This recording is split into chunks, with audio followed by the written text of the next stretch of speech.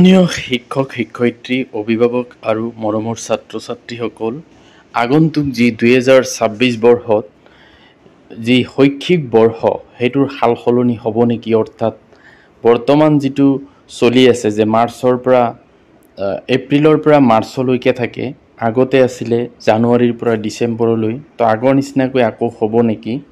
তো সেই সম্পৰ্কে এটা গুৰুত্বপূৰ্ণ নিৰ্দেশনা ওলাইছে। আপোনালোকে শেষলৈকে ভিডিঅ'টো ভালকৈ চাব।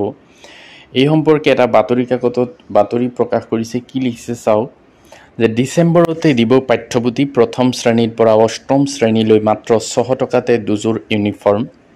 জানুৱাৰীৰ পৰা নতুন শৈক্ষিক বৰ্ষ, অহা জানুৱাৰীৰ পৰা আৰম্ভ হ'ব নতুন শৈক্ষিক বৰ্ষ। সেই অনুসৰি ডিচেম্বৰত সকলো বিদ্যালয় বছৰেকীয়া পৰীক্ষা সমাপ্ত কৰিব লাগিব। লগতে ডিচেম্বৰত সম্পূৰ্ণ কৰিব লাগিব বিনামূলীয়া পাঠ্যপুথিৰ যোগান আৰু বিনামূলীয়া ইউনিফৰ্মৰ যোগান। পাঠ্যপুথিৰ ছপা কাম ইতিমধ্যে আৰম্ভ কৰা হৈছে। অক্টোবৰত পাঠ্যপুথিৰ ছপা আৰু বন্ধা কাম সম্পূৰ্ণ কৰি সংশ্লিষ্ট কৰ্তৃপক্ষক চমজাই দিব লাগিব।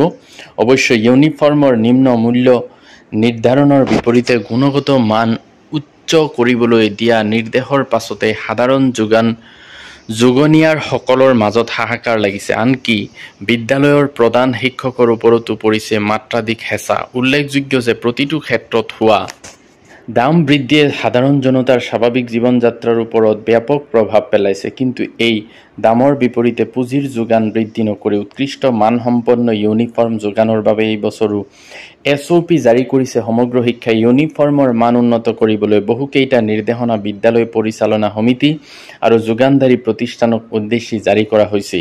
তাৰ অংশ হিচাপেই এজন শিক্ষাৰ্থীৰ বিপৰীতে দুযোৰা পোছাকৰ বাবদ ধাৰ্য কৰা পুঁজিৰ পৰিমাণ এই বছৰ এটেকাও বৃদ্ধি কৰা নহ'ল।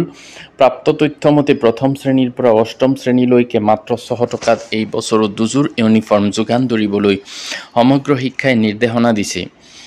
সেই অনুসৰি 12 ডিচেম্বৰৰ ভিতৰত ইউনিফৰ্মৰ প্ৰ-পত্ৰ পূৰণ সম্পূৰ্ণ কৰিব লাগিব আৰু 28 ফেব্ৰুৱাৰীৰ ভিতৰত পুঁজি ব্যয়ৰ ব্যৱহাৰিক প্ৰমাণপত্ৰ দাখিল কৰিব লাগিব।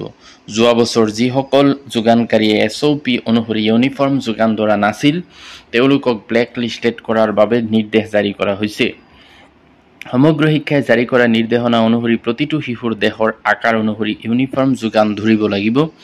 ইয়াৰ বাবে ইউনিফৰ্ম চিলাই কৰাৰ আগতে অনুমোদিত প্ৰতিষ্ঠানটোৱে ইউনিফৰ্মৰ জোখ ল'ব লাগিব। বিদ্যালয় পৰিচালনা সমিতিলৈ ৱৰ্ক অৰ্ডাৰৰ এটা ফৰ্মেট প্ৰেৰণ কৰিব সমগ্ৰ শিক্ষাই। যোগানকাৰীৰ নাম, বিক্ৰেতাই ইউনিফৰ্ম যোগানৰ অৰ্ডাৰ লাভ কৰা বিদ্যালয়ৰ নাম, ইউনিফৰ্মৰ বেচ নং, কাপোৰৰ ব্ৰেণ্ড নাম আদি সবিশেষ আপলোড কৰাৰ ব্যৱস্থা শিক্ষা হেতু এপত সংলগ্ন থাকিব। যদি ইউনিফৰ্মসমূহ নিৰ্ধাৰিত জোখ উৎকৃষ্ট মান অনুসৰি পোৱা নাযায়, তেন্তে বিদ্যালয়সমূহে ইউনিফৰ্ম নাকচ কৰিব লাগিব। ইয়াৰ বাবদ কোনো ধৰণৰ ধন আদায় দিয়া নহ'ব। যোগানকাৰীয়ে নিজৰ খৰচত নতুন ইউনিফৰ্মৰ ছেট যোগান ধৰিব লাগিব। বিদ্যালয় পৰিচালনা সমিতিৰ সভাপতি আৰু সদস্য সম্পাদকৰ স্বাক্ষৰিত সংশ্লিষ্ট ব্লক মিছন সমন্বয়কক ক্ৰয় কৰা ইউনিফৰ্মৰ সঠিক হোৱা বুলি প্ৰমাণপত্ৰ দাখিল কৰিব লাগিব। ব্লক মিছন সমন্বয়কে প্ৰতিবেদন পৰীক্ষা কৰিব আৰু প্ৰতিবেদন জিলা মিছনলৈ প্ৰেৰণ কৰিব। জিলা মিছন সমন্বয়কে প্ৰতিবেদন পৰীক্ষা কৰিব আৰু যদি কোনো বিচ্যুতি ধৰা পৰে তেন্তে প্ৰয়োজনীয় ব্যৱস্থা গ্ৰহণ কৰিব পাৰিব। বিদ্যালয় পৰ্যায়ত যিকোনো বিসংগতি দেখা পালে তৎক্ষণাত জিলা আয়ুক্ত আৰু জিলা মিছন সমন্বয়কক অৱগত কৰিব লাগিব। জিলা আয়ুক্তই যিকোনো সময়তে ইউনিফৰ্মৰ মান পৰীক্ষা কৰাৰ অধিকাৰ থাকিব। এনেকৈ সমগ্ৰ শিক্ষাই ইউনিফৰ্ম যোগান ধৰাৰ ক্ষেত্ৰত আপোচ কৰা নহ'ব বুলি স্পষ্ট কৰি দিছে। সমগ্ৰ শিক্ষাৰ এনে কঠোৰ নিৰ্দেশনাৰ পাছত শিক্ষক অভিভাৱকৰ মাজত প্ৰতিক্ৰিয়াৰ সৃষ্টি হৈছে। ইউনিফৰ্মৰ বাবে কাপোৰৰ ট্ৰেড ব্ৰেণ্ড ঠিক কৰি সেই কাপোৰ ক্ৰয় কৰিবলৈ দিয়া নিৰ্দেশনাৰ আঁৰতো বৃহৎ অনাঅসমীয়া বস্ত্ৰ যোগান ধৰা লবিৰ সৈতে সমগ্ৰ শিক্ষাৰ কোনোবা শীৰ্ষ মহলৰ বুজাবুজি হোৱাৰ অভিযোগ উঠিছে। ফলত থলুৱা বস্ত্ৰশিল্পৰ ব্যৱসায়ী, টেইলৰ আদি মুখৰ ভাত কাঢ়ি বহিৰাগত বনিয়াক চমজাই দিব খোজা বুলিও জাতি মাটি ভেটি ৰক্ষাৰ শ্লোগান দিয়া চৰকাৰখনৰ বিৰুদ্ধে সন্দেহ বাঢ়িছে। তো এইখিনি আছিলে ইউনিফৰ্ম আৰু যি নতুন শৈক্ষিক বৰ্ষ পৰিৱৰ্তনৰ এটা বাতৰি। তো ভিডিঅ'টো যদি ভাল লাগে লাইক এটা কৰি দিব আৰু মোৰ চেনেলটো ছাবস্ক্ৰাইব কৰি থ'ব। Thank U.